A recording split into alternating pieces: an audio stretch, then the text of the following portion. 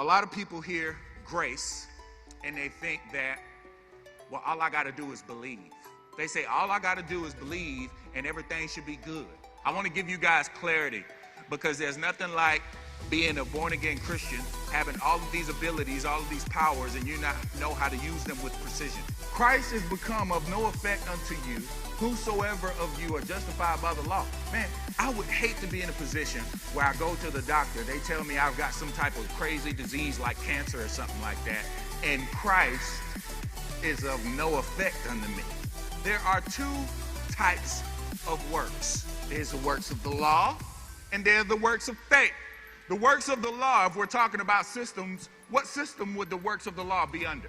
The world system. But kingdom, the law of faith would be under the kingdom system. What doeth it profit, my brethren, though a man say he hath faith and have not works? Can faith save him? Can air save a person? Yeah. But what do you have to do in order for air to save you? Breathe it. Air has to be breathed. Just like faith has to be acted on. Faith without works is dead. Faith is dead, just like you're dead if you don't breathe. If a brother or sister be naked and destitute of daily food, and one of you say unto them, depart, peace, be ye warmed and filled, notwithstanding ye give them not those things which are needful to the body, what doeth it profit? Even so faith, if it hath not works, is dead, being alone. Yea, a man may say, thou hast faith and I have works. Show me thy faith without thy works, and I will show thee my faith by my works. Thou believest that there is one God, thou doest well. The devils also believe and tremble. But wilt thou know, O vain man, that faith without works is dead? Was not Abraham our father justified by works when he had ordered Isaac his son upon the altar? We've been delivered from having to be saved by the law of thou shalt not, thou shalt not, thou shalt not, thou shalt not. Jesus, when he died on the cross, he came to reconcile us and put everything back right. In order to operate in true faith, you have to operate from the laws of faith. Real faith has to be acted on. Real word has to be acted on. You have to do something. It requires a corresponding action. It says, for with the heart man believeth unto righteousness. But the first few words is, for with the heart of a man is his spirit. It's not a mental thing. You can't believe with the mind. You only do what you believe. You have to believe with the heart. Your heart now produces action. It's going to move you to act. The Bible talks about not comparing yourselves amongst yourselves because you don't know what it took for that other person to believe for.